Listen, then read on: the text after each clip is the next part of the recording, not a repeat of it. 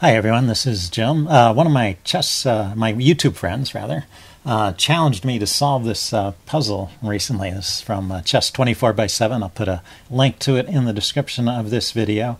So I thought I would try and solve it and make this a little Valentine's Day special bonus video. So here we go. It's white to move, I assume. If black were to move, black has no moves. His squares are covered except for one. He can take the pawn on a7 there. So king takes a7, and king takes a7 is going to happen no matter what white does, because white has no way of protecting the pawn. And if he could protect the pawn, it would just result in a stalemate. So I think white in this position is going to try and win. So I'll just walk through the way I thought about this. So my first thought was rook here, and rook to b1. Keeps the king from escaping. Of course, he can't escape right now because the pawns are guarding his escape squares. But after he takes on a7 here, he's going to have the possibility of escaping. And then rook up here to protect the pawn, and the king drops back. And there's no more moves. The king can go back and forth, but he has no other moves. So he can just go back and forth between these two squares. And the rook is nicely protected by the pawn. But then I realized this isn't going to work because how can you ever checkmate like this, right? You can bring your king up,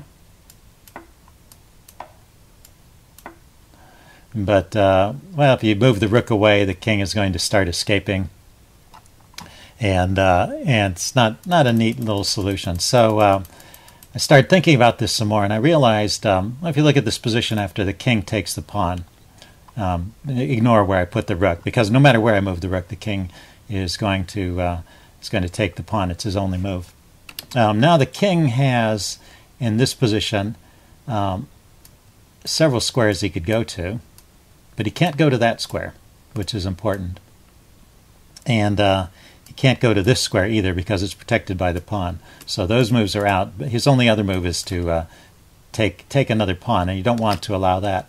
So that made me realize, I just need to protect this pawn from the side, and we'll keep him in kind of a box here. And also, he could sneak out along the side here, but if I was guarding the c file, he couldn't go past c8. So that led me to the idea of putting the rook on c6 here. So if we back up, so instead of playing rook b1 for the first move, play rook to c1. Let's call this the new main line. After rook c1, the king still only has one move. Can't go here or here because those are protected by the pawn, so he takes. And then you can put the rook on c6 here.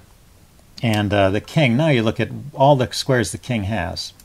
He can only go here, here, or where he is. He can never go to this square, b7, and attack your rook. So your rook can just sit here perfectly safe while the king shuffles around. So let's say he just moves in a little triangle pattern here. Doesn't really matter. You just need to bring your king up. And now we get to kind of a critical point. If he wants to put up the stiffest resistance, I guess he would go here to try to keep your king out of this square, b6. So you just move your king to the side. And he still only has two squares he can go to, either a8 or b8. So if he drops back to b8, this will be over very quickly. You step your king forward, and now he only has one square he can go to because your king is guarding all of these. Goes here, and then the rook down is checkmate. So again, if he wants to put up the stiffest resistance, in this position, after you move your king to the side, just wasting a move, instead of going to b8, he should drop back to a8. And now, let's call this the main line because this is kind of the stiffest defense. Now you step forward, and he only has one move. Your king is guarding all of these squares, so he goes to b8. And now it seems like you're stuck. You can't play the checkmate. But of course, there's a common technique here, often used in endgames, where you just need to waste a move. So you drop the rook back. Just for practice, I'd always drop the rook back the maximum distance, because often in an endgame you want to check from the maximum distance. Okay, now the king only has one move. Has to go back to a8, and rook there is checkmate. So I think that's the solution to the puzzle, and we'll let Chess24x7 comment if that's what he had in mind. While I was thinking about it, though, I realized, let's go back to this rook b1 idea. So I play rook b1, and the king takes the pawn. You know, the king and the rook by themselves are enough to checkmate. So I could just say I move my king, and let's see, suppose black is being stubborn. He doesn't want to take all these pawns. He just moves back here and says, what are you going to do about it? Well, you can push the pawn forward, and he has to take it. So I thought this was kind of cute. If he comes forward, that's my move. Hey, just move your king again. Doesn't really matter. And he comes forward to attack the pawn or goes back. That doesn't really matter.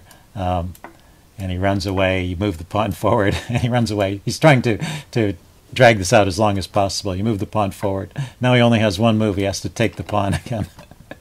You move your king forward. So you get the idea. Actually, I should, instead of moving my king forward, I should have moved the pawn forward.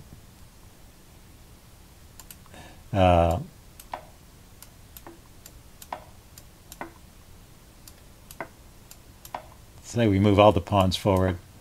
Here, I'll save a tempo by moving that one.